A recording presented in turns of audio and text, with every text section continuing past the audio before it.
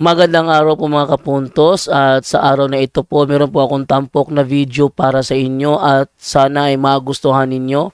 Kaya sa mga bago pa po sa aming channel, please po don't forget to hit the subscribe button at ang notification bell para maging notified kayo sa bawat video na ilalabas ko sa channel na ito. At bilang kahilingan po ng punto por punto team at naway maintindihan po ninyo, sana po wag nyo pong i-skip yung mga ads sa aming mga video. Sa maliit na bagay na po na yan, malaking tulong po yan sa ating programa at sa ating ministry. Sana po maunawaan po ninyo. Maraming salamat po, kaya wag na po natin patagalin. Simulan na po natin.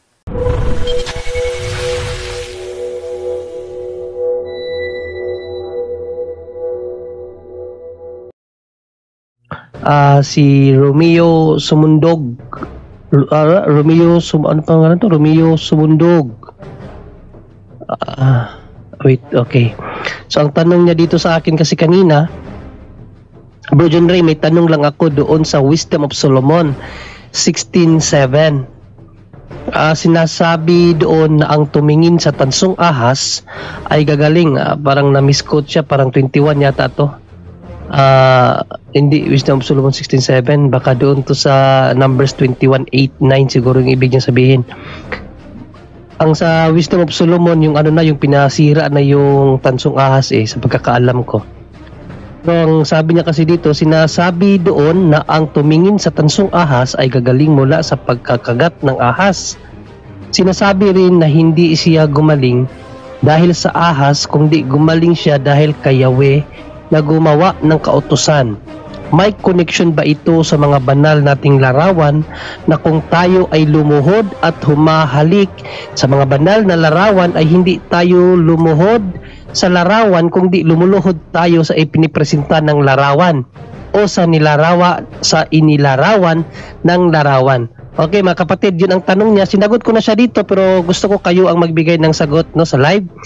Bro Tata? Hello, brother. Yes, galing ko to sa baba. Hindi, sabi ko na pinatakbo mo talaga ba dyan do? Galing po ako sa baba dahil medyo naubo ko, brother dyan do. So, okay ka lang ba sumagot, bro ta? Anong tanong mo? Kung kaya ko sagutin, kung hindi kaya. Kaya mo to. Madali lang naman sagutin to.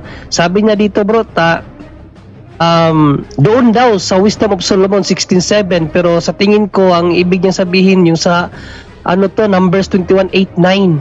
Ang ibig niya siguro sabihin dito hindi sa Wisdom of Solomon, kasi sa Wisdom of Solomon pinasira na tong tansong ahas sa Wisdom of Solomon kasi sinamba na nila.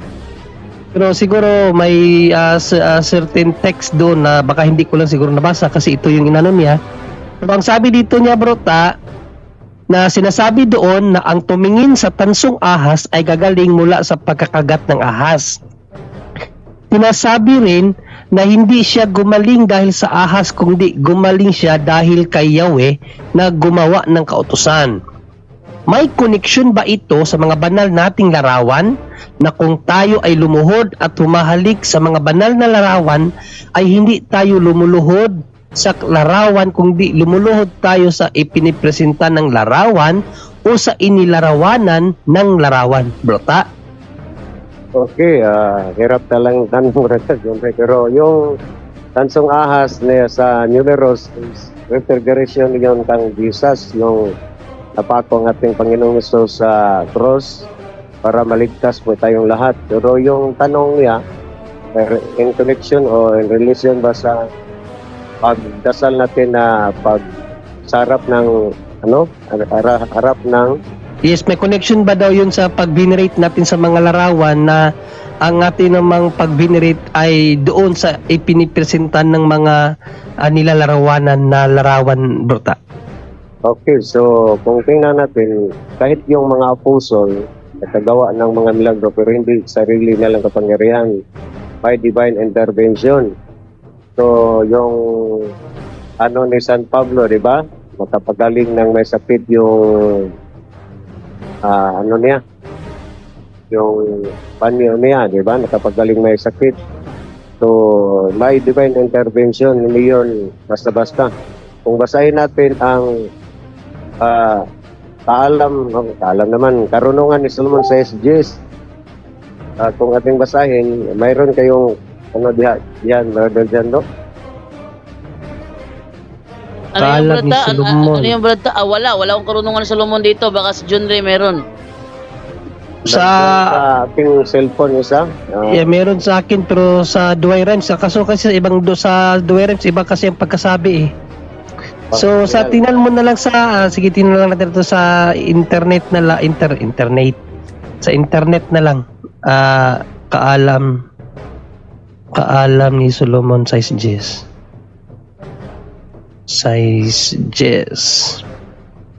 Okay, so para makita natin may pakita natin yung talata sa ating mga manonood kasi karamihan kasi ng ating mga kapatid ay na parang protestante na rin dapat mabasa litra po litra sa Bible. So ibigay lang natin yung okay, so ito po ating mababasa brota no sa Biblia. Ito po ang nakalagay sa kaalam sa SGs.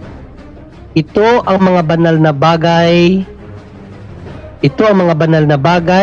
At kung gagamitin ninyo sa paraang banal, kayo rin ay magiging banal. Kapag natutunan ninyo ang mga aral na ito, maipagtatanggol ninyo ang inyong sarili sa araw ng paghatol. Brota? Okay, maraming salamat sa pagbasa, Brother Jundre. So, yung itong mga banal na bagay, so lahat ng hindi lang yung mga rebulto, lahat ng mga sacramentals, kung gamitin natin sa maging banal, ay yun ang makipagtatanggol natin panahon sa paghukom. So, ibig sabihin, yung lahat, hindi lang rebulto, lahat ng mga sacramentals, pag mablis na sa pari, yun na ang tinutukoy sa karunungan ni Solomon. At saka yung iba, kasi yung iba, sabi sa report, Brother John, sa lahat natin kasamahan, medyo na exaggerated na lang, Brother John Ray, dahil ng iba, punta lang ng translasyon sa Black Nazarene, sa report ng balita, mga 3 million ba yun? Ang nagpunta sa translasyon, pero sabi ng iba, nagpunta lang panahon sa kapistahan, pero hindi yun nagpunta araw-araw para magsamba. So, isa na problema sa mga nominal na mga Katoliko.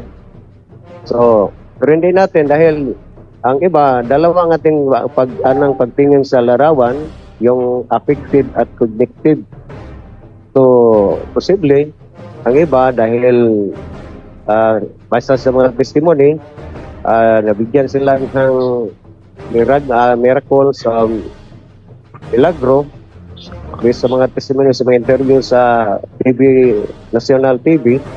Yun ang dahilan na panatan ng hybrid translation ng Nazarene, nandun sila. So, depende na yun, Brother John Ray. Pero yung mga napagaling, so hindi yun sarili ng kapangyarihan kung sa atin ay divine intervention. Kahit pa si St. Vincent Ferrer, siya ang pinaka-daming mga milagro na gawa. Pero hindi yun sarili niya dahil sa pagkabanal niya, divine intervention. So yun lang siguro, baka may dagdag at di magkasamahan, Brother Henry.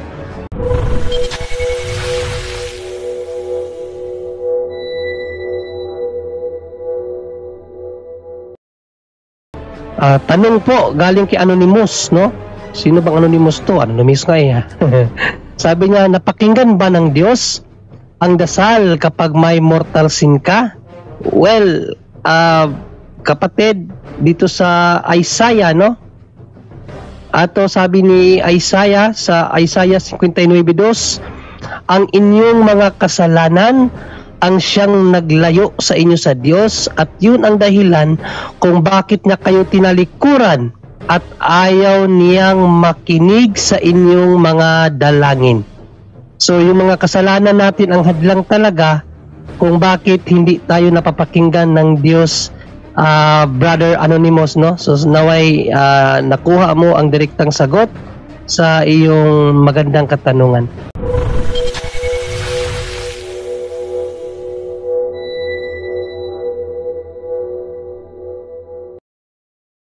So dito kay Brother Warren Gabales, ayan, sabi ni Brother Warren, by kaabag, pwede bang i-excommunicate si Father Archie Guerreva? Brother Angel. Sino yun? Father Archie, yung hindi na naniniwala sa purgatorio, ang dami na hindi pinaniniwalaan. Yes, kapag sinabi ng mga bishop po kasi mag-aano, kaya si Pope, no, mag-excommunicate. Kung naalala nyo, yung bishop na kumokontra sa mga turo ni Pope Francis, kailan lang, di ba? So, you're fired, sabi. So, fired siya. So, pwede po kapatid, no, tinitingnan yan ang gaano ba ka-grave yung kasalanan niya, no? So, tinitingnan pa yan, no? Ang simbahan naman kasi di naman agad-agad, mga kapatid, mga brothers and sisters, paalala, no? Yung mga ganyan, hindi naman sila agad-agad na nag-excommunicate. Ang ginagawa niya, bibigyan pa yan ng mga binibigyan pa ng mga disciplinary actions, minsan kinakausap pa yan. Yung bishop na natanggal o cardinal na natanggal na kumukontra kay Pope Francis, ilang beses na yung kinausap actually, no? So, sa mainland, sa US. So, ilang beses na po yung ilang beses na yun na kinausap na yung lahat ng yung parang SSPX na rin ng style kontra kay Pope Francis. Ilang beses hindi pinapansin. So, siyempre, kailangan yung mag-decide ni Pope Francis. You're fired. So, in-excommunicate na siya. But still, sabi nga, still a bishop. Pwede siya pero sabi nga, valid yon pero illicit yon. Pagdating sa simbahan, hindi na siya kinikilala ngayon as a bishop. Depende pa yon kapatid, hindi agad-agad, no? Bibigyan ng mga disciplinary actions, bibigyan pa ng mga kung ano-ano pang ng chance para makipag-full communion of the church. Ang ibig sabihin ng full communion of the church, in other words, lahat ng mga dapat nagpapasakop ka, no? So kung ano man ang sasabihin ng ating Papa pagdating sa spirituality. So, and Pope knows better, no? So yung mga ganyang turo na hindi purgatory, mga church father nagsabi yan, mga dogma yan, mas matindi yan. Kung tutuloy-tuloy niyan, yes, pwede ma-excommunicate kapatid, no? Yun po yung nangyayari sa mga bishop ngayon na na-excommunicate. Tuloy-tuloy ang pagkontra nila sa Holy See at sa sa turo ng mga church father at mga pope natin. Pwede yung kapatid. Yan, maraming salamat Bro Angel, no? At sa aklat ni Bishop Laramuro nga, mayroong automatic excommunication, no? Yung mga hindi na sumusimbahan at automatic 'yon. Yung hindi ka na makikinig sa Santo Papa, si Father Archie tahasan talaga niyang pinalikuran ng pananampalataya, pero pari pa rin siya, pero ayaw na niyang paniwalaan ng purgatory, no? So automatically excommunicated din, pero syempre kinakailangan pa rin ng ng boses ng simbahan. Process. Dadaan pa yan. Bro, yun pero may ako dito, kakaiba yung tanong niya. Okay, yes Bro Angel, pero sa aklat ni Bishop Laramuro talaga, automatic excommunication yung mga heretics nga, automatic din no? Yung mga ayaw na maniwala sa dogma ng simbahan, automatic po yun, no? Without knowing lang na nawala na pala sila sa grasya, no? Na nasa ng ating inang simbahan, na pamumuno ng ating inang simbahan. Isa na lang siguro Bro Angel, kasi bro. Isa habang inihahanda ko yung sige.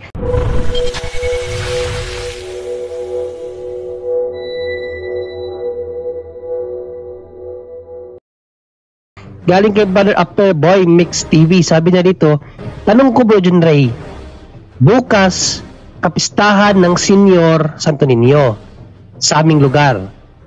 Ang palabas ngayong gabi ay tinatawag na Miss Pukot or Miss Pukot.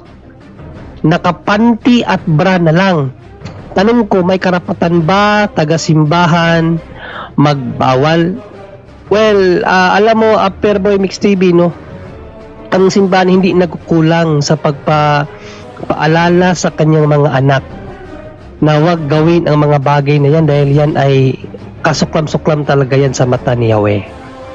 Pero walang kapangyarihan ang simbahan kapag gobyerno na ang nagpahintulot, kasi meron nga po tayong separation of power, no? So will ng government yan na ipalabas yung mga ganyang kalaswaan, no? Sa panahon ng kapistahan. May mga ganun talaga, kahit sa amin ganyan din. So walang magagawa ang simbahan dyan kasi kapangyarihan ng gobyerno ang nag-utos niyan.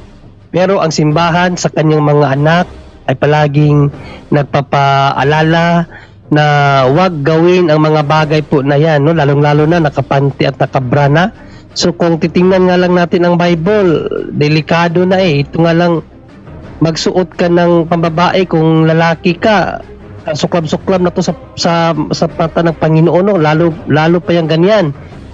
Wait basahin natin sa Deuteronomy 22:5, no? So ito ang ating mababasa, brother, no? Ayan, sabi dito, hindi dapat magsuot ng kasuotang panlalaki ang mga babae o ang mga lalaki ng kasuotang pambabae, dahil kinasusuklaman ng Panginoon na inyong Diyos ang gumagawa nito.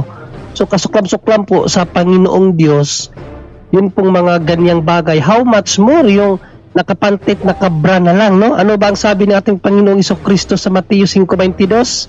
Ito ang ating nababasa, no, na babala sa ating lahat, babala sa lahat, no? Sa 5:22 ito po ang sabi, ngunit sinasabi ko sa inyo na ang may galit sa kanyang kapatid ay parurusahan din, at ang humahamak sa kanyang kapatid ay magsabi sa kanya, wala kang silbi, ay dadalhin sa mataas na hukuman, at ang sino mang magsabi ng ulol ka sa kanyang kapatid ay mapupunta sa impyerno.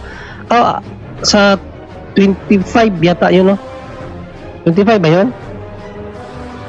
Saan nga ba talata yun, Bro Angel, yung pangungulo niya sa tingin? Matthew 5:28 ba yun? 28 to?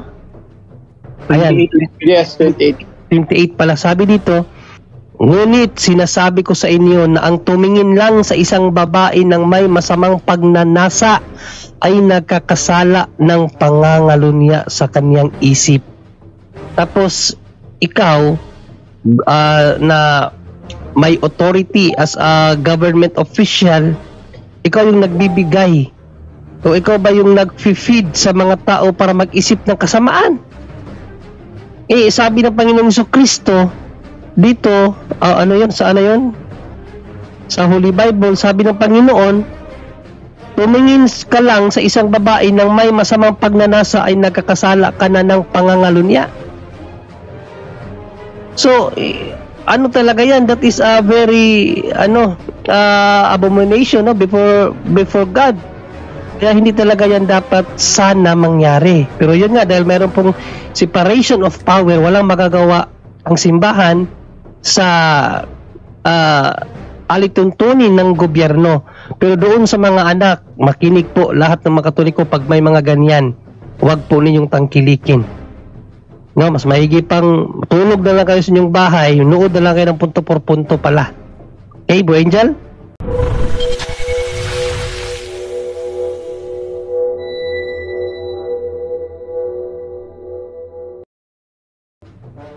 Yes, ito interesting, no? So ano po tayo ngayon, parental guidance muli. Lahat ng mga nakikinig ngayon, mga bata, takpan nyo yung patakpan yung mga tenga nila, no? So mayroon tayong tanong dito, isang Mr. po, no? May tanong siya rito, medyo sensitive ang tanong. Sabi po rito, subukan natin si Bro Romel naman para makasagot siya. So baka kung ano yung ano niya rito. Bro Romel, para makapag-participate si Bro Romel. May tanong dito,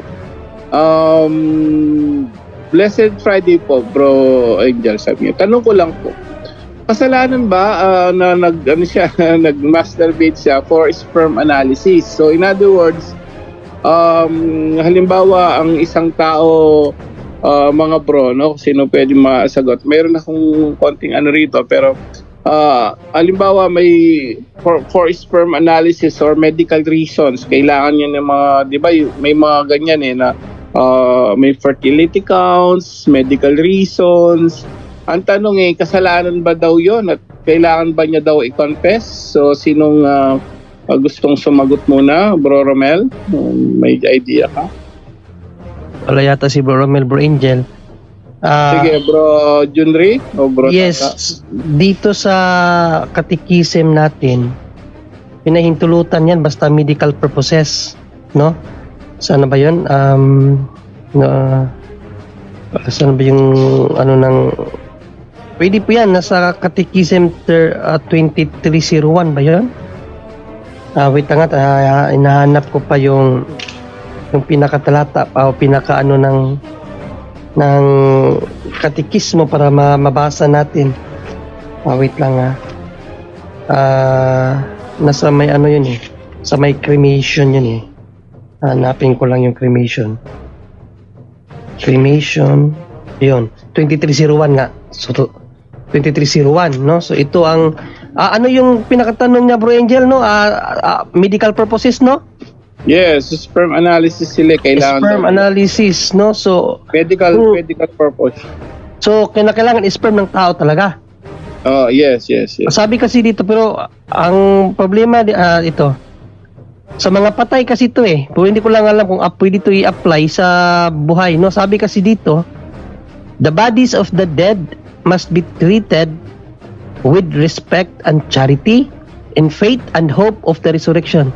The burial of the dead is a corporal work of mercy. It honors the children of God who are temples of the Holy Spirit. Sa 2301, ito kasi ang sabi autopsies can be morally permitted for legal inquest or scientific research. The free gift of organs after death is legitimate and can be meritorious. So, after death, autopsy. Hindi ko lang alam kung... Hindi yan sperm analysis. Hindi yan medical reason ng sperm, masturbation. Pero sinabi kasi dito, kaso lang sinabi dito for scientific research. Yun kasi ang sinabi niya. Autopsy pwede talaga scientific research. For scientific research kasi yung sabi niya, sinabi kasi dito scientific research. Kaso nga lang patay na inano dito. Patay na. So kanina may pinakinggan ako na isang I don't know theologians ba yun or isang tawag dito, isang philosopher, in-interview siya. So pero yung tanong kasi about research sa science pero well kung talagang needed, no? Kasi hindi naman pwede kasing bumili, Bro Angel, no? Kasi wala namang mapagbilhan yan. Wala namang mapagbilhan. So, ang sabi kasi nung kaganina na narinig ko, no, yung lahat ng bagay na ginawa ay meron siyang moral purposes, no? Like yung martilyo daw. Inalitulad niya yung martilyo, ang purpose ng martilyo para pampukpok sa mga bagay, no? Yun talaga ang kanyang paggagawa, may purpose, no? At yun nga yung sa tao naman, no? Ang moral purpose ng tao is procreation. Yun ang sabi niya, procreation. So hindi mo pwedeng sirain yung procreation sa isang bagay na sinabi niya beneficial sa iyong tawag dito, yung kahalayan. For pleasure. For pleasure. So yun talaga is bawal yun. Kaya nga ang masturbation, pinagbabawal talaga ang masturbation. So dahil hindi siya nag-procreate, bagkus pinapatay mo pa yung mga similya mo. Ang sabi nung narinig ko kanina, yun nga, bawal. Pero yan nga, mahirap siya sagutin, no? Kasi for scientific purposes, hindi ka naman pwedeng bumili ng similya dahil wala ka naman mapagbilhan yan para sa pag-aaral mo. At teka lang, no, naalala ko pala, Bro Angel, ang ganda nung ano kaganina, yung second reading, naalala mo yung second reading kaganina? Yes, what First Corinthians chapter 3. Sa chapter 3, sa 13 yata. 15, 16, mahaba. Umpisahan natin saan banda parte yun na yung katawan natin hindi pwede gamitin sa immoral. Sa taas. Saglit lang umpisahan natin siguro sa Jess, no? Ang ganda ng ano kaganina, ang ganda ng second reading. 13. Sa 13 ba? 13, 14 yun, bandang sige, basahin natin ng 13, 14 Okay, ito yung ngunit sa araw ng paghuhukom, makikita ang kalidad ng bawat isa, susubukin sa apoy. Kung ang itinayo ay hindi dito, baka sa baba, sa taas pa. 15 kaya. Ang ganda ng ano kaganina ano kayang version ng Bible yung binasa namin kaganina sa simbahan. Na ano nga ako na ang ganda kasi talagang ang katawan natin ay sa Diyos, hindi pwedeng gamitin sa immoral. Nakahalay. O hindi pwedeng gamitin sa immoral. Immoral, hindi talaga pwedeng gamitin sa immoral. Ano ba yun wait lang hinahanap ko pa yung talata.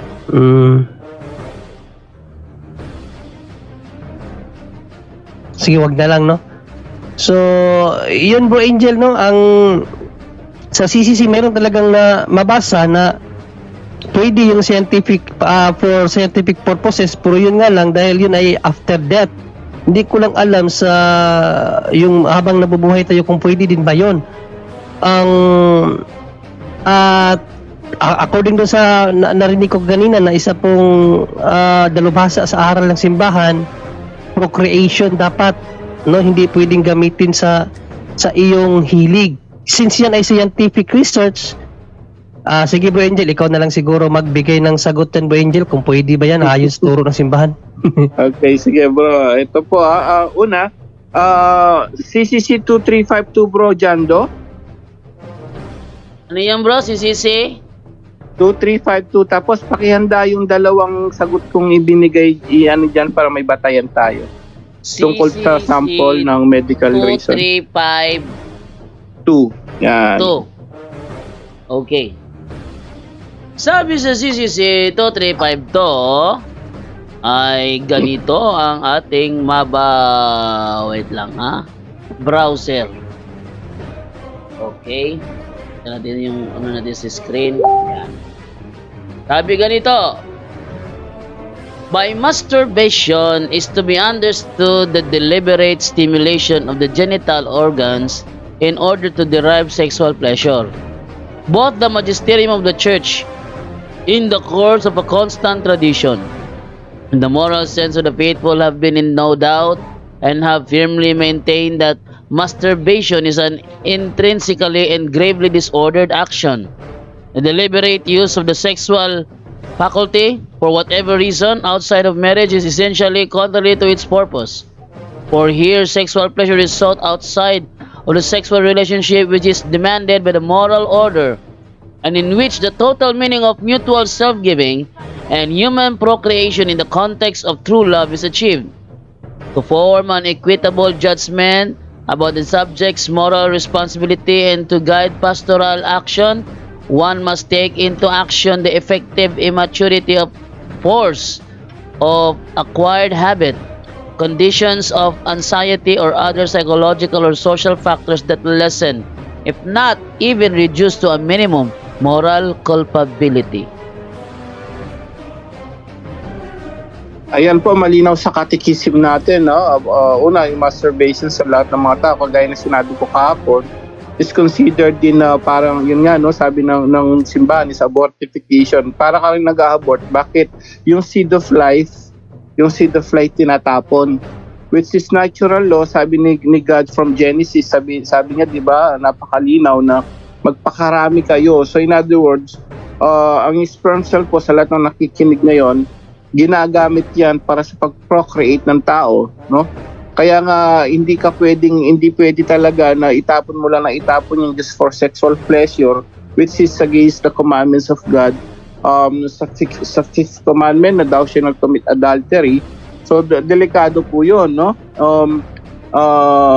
Nagfo-fall ka sa adultery noon. Ngayon, at the same time, yung binasa natin kahapon tungkol sa Biblia, no? Kasi consider na rin na withdrawal. Kahapon may nagtanong online sex, no?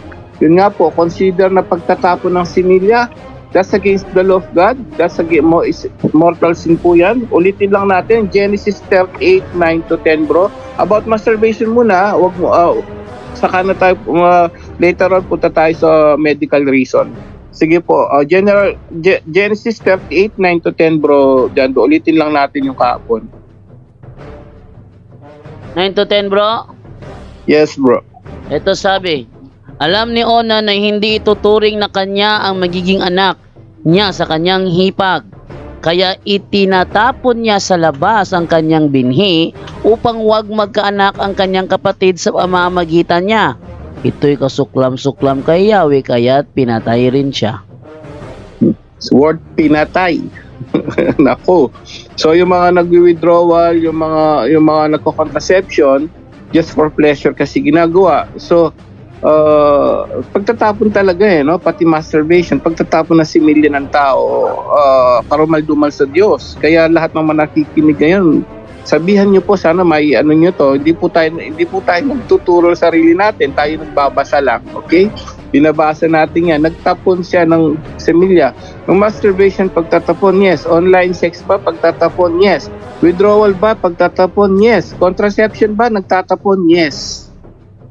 Unless, no, yung pareho may edad na, tinanong ko yan, ba, may edad na yung nagkasal, both Samson Roa, tsaka yung ano niya, mga may edad na, hindi na pwede magkaanak. Yung po, tinanong ko sa pari yan, pwede yon kasi tanggap ng simbahan, hindi na sila magkakaanak. Pwede yon mag-make love sila kasi nawalang anak. Ano pa yung ina-allowed? Pwede rin po na yung allowed na simbahan, lilinawin natin, yung ano natin, calendar method. Dalawa lang. Kung may edad na kayo, pwede kayong magtalik na wala na talagang magagawang yung may edad na dahil di siya magkakaanak. Legal po na sa simbahan na yon. At yung calendar method. Outside that, ulitin natin, masturbation na for pleasure, contraception for pleasure, lahat yan, withdrawal, online sex, immoral po yan, mortal sin. Let's you go to confession po, no? Ang talaga solution, pigil at pigil pa, no? Hindi siya ganun kadali, pero sabi nga, mas maganda siguro magtiis na tayo sa lupa kaysa magtiis tayo sa kabilang buhay, no? So magtiis ng konti dito, at least sa kabilang buhay naman, walang hanggang kaligayahan sa heaven. Now the question is, paano po yan kung gagamitin namin sa medical reason? Ayan, diyan papasok po yung simbahan na, of course, in every rule there is always an exemption. Now, may dalawa tayong sagot po dyan. Ayan nga, no? Bro Jando, yung binigay ko sa'yo dalawa, unahin natin, sagot ng simbahan. Okay, can a Catholic give a sperm sample? Sabi ganito. However, there is a preferred, more respectful method taught in the Catholic Church that upholds the dignity of the man. The alternative, which does not contradict the love and life-giving purpose of sexual intercourse, includes collecting a semen sample privately at home. Okay, so baba mo pa ng konti lang from the start tayo, no? Tagalogin natin. Hindi, yung una muna, yung kanina muna, bro. Ayan, so good news, no? Sabi diyan, however, ayan na, pero sabi niya, although bawal talaga yan, kasi nga, dahil nga talagang ang sperm is just for, sabi niya, no? Love and life-giving, okay? Life-giving, procreation lang. Pero sabi naman niya, meron niyang nire-respect yung method, respectful method taught in the Catholic Church. Ano yon? Includes, taas mo na konti, bro. Good news is, collecting semen sample privately at home. So in other words, nire-respeto nila yan, permissible yan. So good news po, wag lang nating gawin lagi, no? So Kung medical reason, sabi ng simbahan, pwede po yun. Actually, naalala ko tuloy nung nasa college ako, no? Ang Holy Angel University po, doon ako nag-college at yun ang may theology kami base, may mga subject kami ng theology pa. Pari talaga ang professor namin, pari talaga na hindi ko makalimutan yon to kasi pag ano na ako noon nasa church na ako pagdating sa mga ganyan lalo na sa mga theology yung ganyan ano ko talagang yung mindset ko na nandun lang. So nakakabisado ko yung mga turo kahit nung pa matagal na panahon. Naalala ko sabi ni Father, yun nga, isa yan sa mga permissible na simbahan. Ano pa, yung, di ba, paggabi, pag panaginip, yung, sabi niya, wet dreams daw, di mo naman daw kasalanan yon, permissible din yon. Di ba, may mga nag-wet dreams na, baka may magtanong, permissible yun kasi hindi mo, kasi tulog ka. Unless, may kung laging nangyayari yon, abay incubus o succubus na yon, ibang usapan yon. But medical reason, pwede po. So may pangalawang sagot po dyan yung ano natin, Bro Jando, yung second message ko. Okay, ito yung second naman. Ito. Yan. Sabi ganito. It is generally considered permissible for married couples. Hindi kita, bro? Hindi, takpan eh. Hindi, yung mukha ko. Okay lang ba yun? Para mabasa nila at sabihin nilang para may batayan. Pwedeng pakita, paano ba yun? Pakita daw sa screen, Bro Jando, screen. Sa screen? Ay, hindi makita sa screen pala. Ito. It is generally considered permissible for married couples to obtain seminal fluid samples from a non-lubricated perforated condom after normal intercourse. This non-reactive, non-lubricated polyurethane sheets are available for this purpose from Apex Medical Technologies. Medical Technologies, yun lang. So, dun lang po tayo, no? Baba mo lang konti, is permissible sa kapatid. So, good news sa'yo, bro. Ano ba pangalan nito, brother, no? Na nagtanong. Permissible po yan, medical purpose. Ayan, dalawang batayan po natin binigay. Baka sabihin naman ng iba yung nag-iimbento tayo nagbabasa lang. So, yun. Permissible po, no? Medical purpose. Baka yung iba umaayaw yan. Halimbawa, sinabihan sila ng doktor, fertility sperm counts, titingnan mag-ano kayo, ganito. Tapos baka umayaw. Hindi po. Permissible po ng church yun, no? Basta yun lang po yung mangyayari. Pero mas maganda, sabi nyo, dahil hindi ka naman pwedeng mag-ano pag hindi ka nag-iisip ng masama. So, pag nag-isip ka naman ng kahalayan din, yun doon papasok yung kasalanan. So, kung ganun ang nangyari din, mas maganda, sabi ko kay brother, you go to confession na lang din para masigurado tayo. So, yun po yung sagot, kapatid, permissible, no? At kung may kahalayan na ano yon na pag-iisip din, so you go to confession na lang para sigurado. Yun po, kapatid. Okay, thank you sa iyo, Brother Angel. And then... Saka, Bro Jando. Yes. Thank you pala kay binigay niya yung kay Sister Share Not Greed. Binigay niya yung kaganina, yung second reading, napakaganda kasi. So basahin lang natin yung second reading, no? Sa 1 Corinthians 6:13 to 15 to 20 pala, hindi 1 Corinthians 3. So ito ang ating mababasa, no? Related po sa katanungan, no? So ito ang sabi ni San Pablo, no? For the stomach and the stomach for food, but God will do away with both the one and the other. Sabi dito, the body however is not for immorality, but for the Lord, and the Lord is for the body. Pakalinaw po dyan, no? God raised the Lord and will also raise us by His power. Do you not know that your bodies are members of Christ? Shall I then take Christ members and make them the members of a prostitute? Of course not. Or do you not know that anyone who joins himself to a prostitute becomes one body with her? For the two, it says, will become one flesh. So, nagiging isa. So, but whoever is joined to the Lord becomes one spirit with Him. Yang sabi dito sa 18, avoid immorality. Yang sabi dyan. Sali na dyan yung masturbation, syempre. Every other sin a person commits is outside the body, but the immoral person sins against his own body. Do you not know that your body is a temple of the Holy Spirit within you, whom you have from God, and that you are not your own? For you have been purchased at a price. Therefore, glorify God in your body. Yun lang. Bro, maganda yung talatang yan, bro. Tagalogin natin din sa mga simpleng taong di para mas maintindihan. Bro, ilagay mo sa screen niya yan. Napakaganda kasi yan. Dinagdag kanina sa yan. Bro Jando, unang Korinto, chapter 6 po yan, kapatid. 13 to 20. 13 to 20. 13 to 20. Sige, ikaw naman, lakihan mo, bro Jando, para mas... Teka. Ano yon? Unang Korinto? 6:13 to 20, Tagalog version. Tagalog para okay, mas... 13 to 20, Tagalog version. Ito sabi. Napakaganda po niyan para sa atin lahat.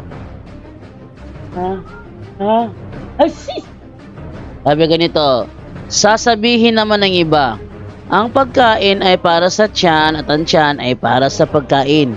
Totoo yan. Ngunit parehong sisirain ng Diyos ang mga ito. Ang katawan ay hindi para sa imoralidad sapagkat ito ay para sa paglilingkod sa Panginoon. At ang Panginoon naman ang nag-aalaga sa katawan. Sandali, natin yun napakaganda nun. Ang katawan Isa-isahin. Ang ganda nun sa 13. Bro, wag mo nga tanggalin. Bro Jando? Hindi ko naman tinatanggal, bro. Ayun. Sabi niya, malinaw po yun. Ang sabi rito, ang katawan ay hindi para sa immoralidad. No? Kapag ito'y para sa paglilingkod sa Panginoon, lahat po ng kalalaki at kababae sa buong mundo, i-share nyo to. Hindi po kami nagsasabi sarili namin. Ang katawan ay hindi para sa immoralidad sapagkat ito'y para sa paglilingkod. Kaya nga ang purpose talaga natin maglingkod, no? Sa lahat ng mga nakikinig po ngayon, i-share nyo po ito. Binabasa lang po natin ito. Ito'y para sa ating kaligtasan. Sige po, tuloy 14, bro. Okay, sa 14 naman ganito, muling binuhay ng Diyos si Jesucristo at tayo man ay muling bubuhayin sa pamamagitan ng kanyang kapangyarihan. Tuloy, bro. Patuloy ng 20 yan, bro Jando. Hindi ba ninyo alam na ang inyong mga katawan ay mga bahagi ng katawan ni Kristo? Kukunin ko ba ang bahagi ng katawan ni Kristo upang gawing bahagi ng katawan ng isang babaeng nagbebenta ng aliw? Hindi! Hindi ba ninyo alam na magiging isa ang katawan ng bayarang babae at nang nagigipagtalik sa kanya? Sapagkat sinasabi sa kasulatan, ang dalawa'y magiging isa. Ang nakikipag-isa sa Panginoon ay nakikipag-isa sa Kanya sa Espiritu. Iwasan ninyo ang immoralidad. Ang ibang kasalanang nagagawa ng tao at hindi nakakasira sa katawan. Ngunit ang gumagawa ng immoralidad ay nagkakasala laban sa sarili niyang katawan. Hindi ba ninyo alam na ang inyong mga katawan ay templo ng Espiritu Santo na nasa inyo at pinagkaloob ng Diyos sa inyo? Di ninyo pag-aari ang inyong katawan, sapagkat binili na kayo sa isang halaga. Kaya't gamitin ninyo ang inyong katawan upang maparangalan ang Diyos. Ayan, napakalinaw mga kapatid, no? Magiging guide po sa atin lahat yan, no? Sa lahat ng mga nag-iisip ng kahalayan, materialism sa mundo, dahil si Jesus hindi po siya nagganon. Lahat po ng mga kamunduhan, no? Ito pa yung pagpapaalala sa atin, no?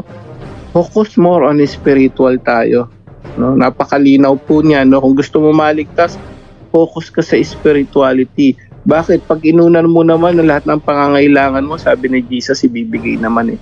Unahin mo muna ang Diyos, spirituality, immoralidad, tanggalin po, no? Naku, baka abutan tayo. So, yun po yung napakalinaw, ayon po sa Biblia, no?